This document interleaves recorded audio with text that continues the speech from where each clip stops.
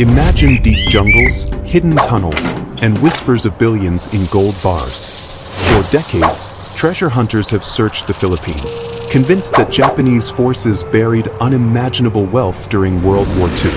But is this just a legend, or the greatest lost fortune in history? Welcome to Enigmica. Today, we will explore the chilling mystery of Yamashita's gold, the so-called lost treasure of World War II.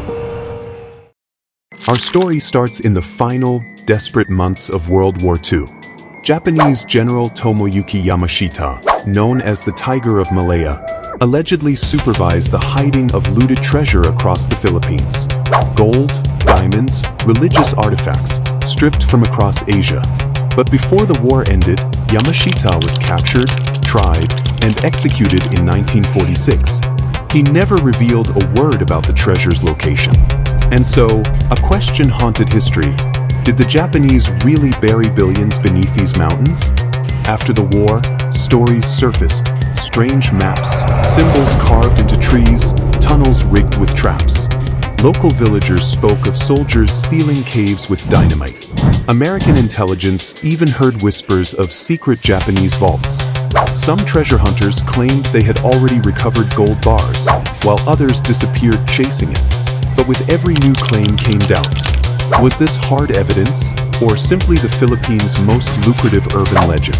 The line between fact and fantasy blurred quickly. The real spark came in 1945, when U.S. intelligence officer Edward Lansdale investigated captured Japanese officers. He recorded testimonies hinting at a vast operation, treasure hidden in over 170 secret sites. But no official proof was ever released. Some say America quietly recovered part of it to fund Cold War operations. Others argue it was all smoke and mirrors. One thing is certain, Yamashita's gold refuses to stay buried in myth alone. One of the strangest episodes came in the 1970s, when a Filipino locksmith named Rogelio Roxas claimed he discovered a buried chamber. Inside, he said, was a giant golden Buddha, stuffed with jewels, along with crates of gold bars. Sounds like a movie scene, right? But before he could prove it, the Buddha mysteriously vanished. Roxas later accused then-President Ferdinand Marcos of seizing the treasure. Court battles followed, adding a political twist to the mystery. Now here's where things get murkier. Marcos was one of the most powerful men in Philippine history, and whispers say his fortune wasn't just from politics. Some believe he secretly recovered large portions of Yamashita's gold, hiding it in Swiss banks. Others dismiss it as pure rumor.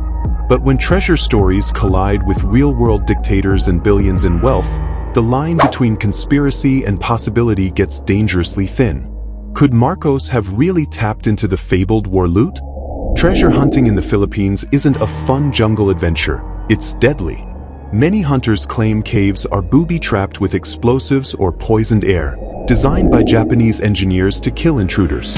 Over the years, countless seekers have lost lives chasing Yamashita's gold. Yet, despite the danger, the obsession continues. People believe this isn't just folklore, it's buried reality. And honestly, wouldn't you risk it if billions were on the line? Well, that's the gamble many have taken. Strange carvings on rocks, Japanese kanji symbols, and crude maps have been reported across the mountains of Luzon. Some claim these were codes pointing to hidden vaults. In one case, treasure hunters unearthed skeletons of soldiers sealed inside tunnels, almost like human markers left behind. But skeptics argue such stories are exaggerated to fuel legends. So what do we trust? The oral tales passed down for decades, or the cold silence of history books? Here's a twist straight out of a spy thriller. Some researchers argue the US actually recovered portions of Yamashita's treasure after the war, but kept it top secret. To finance covert Cold War operations without congressional oversight. Declassified testimonies suggest gold was quietly funneled into black funds. If true, it means this treasure shaped not just Philippine history, but world geopolitics. Yet, officially, Washington never admits it, which leaves us wondering, truth or another conspiracy layer? Some locals whisper that Yamashita's gold is cursed. Hunters speak of eerie accidents, sudden landslides, unexplained illnesses, or people vanishing in the jungle. Superstition or something more sinister? One chilling story describes a man who unearthed a few gold bars, only to die mysteriously days later. Whether you believe in curses or not, there's no denying one truth. This treasure has left behind more bodies than riches. It feels less like fortune, more like fate-testing greed. There's a darker angle. Testimonies claim Japanese soldiers forced prisoners of war and local villagers to bury the treasure in tunnels, sealing them alive as permanent guards. Imagine that horror. If true, these mountains aren't just hiding gold, they're mass graves. Hunters who dig aren't just chasing wealth, they're disturbing the silence of the dead. Which raises a haunting question. Is this why so many expeditions end in disaster? The past never lets go so easily. A few tantalizing artifacts have surfaced over decades. Gold bars stamped with Japanese symbols, fragments of maps allegedly recovered from captured officers. But skeptics argue these are forgeries made to trick gullible hunters. The problem is, the truth always seems just out of reach, a shadow you can see but never touch. And this uncertainty is what keeps the obsession alive. Every so-called proof leads to another unanswered question, another dive deeper into the labyrinth. Remember Rogelio Roxas and the Golden Buddha? His family pursued a lawsuit for decades, claiming Marcos stole the treasure. In 1996, a Hawaiian court awarded them a massive sum, but the judgment was tangled in appeals and international politics. Even in court, the treasure's truth stayed murky. Some documents hinted at hidden vaults and secret accounts, but others dismissed it as wild storytelling. If billion-dollar lawsuits can't settle the mystery, then what hope does history have?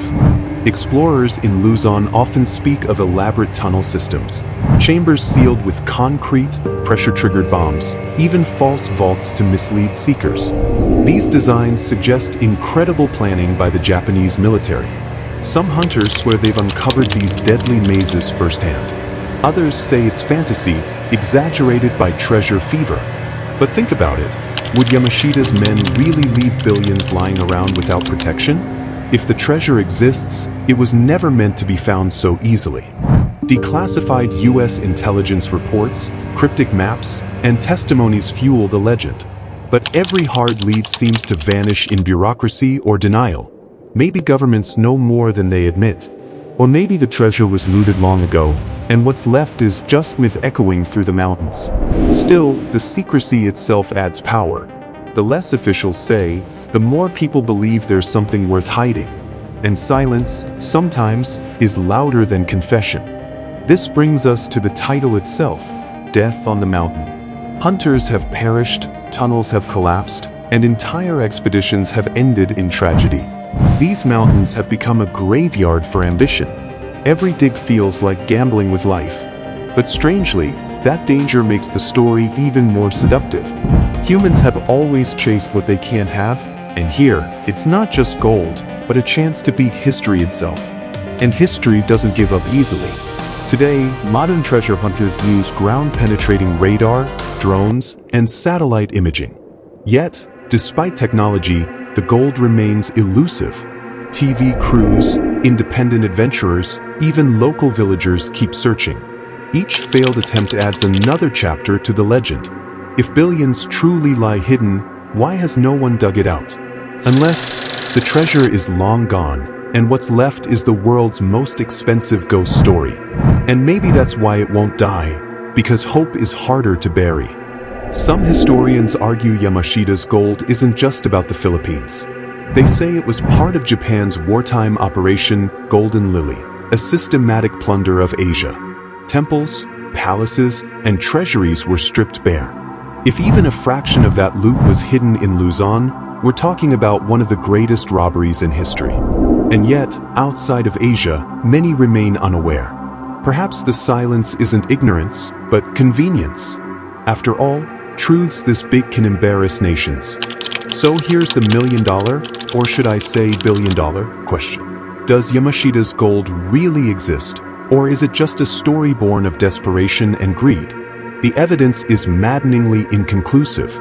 Maps, testimonies, artifacts, enough to keep you hooked, but never enough to prove beyond doubt. Maybe that's the genius of the legend. It keeps humanity chasing shadows, knowing that the answer might forever stay buried beneath soil, stone, and silence. And so, the mystery of the lost gold of World War II remains unsolved. A tale of war crimes, dictators, secret vaults, curses, and lives lost chasing glitter in the dirt. Maybe the treasure is real, maybe it's long gone, or maybe it never existed at all. But its story? That's priceless.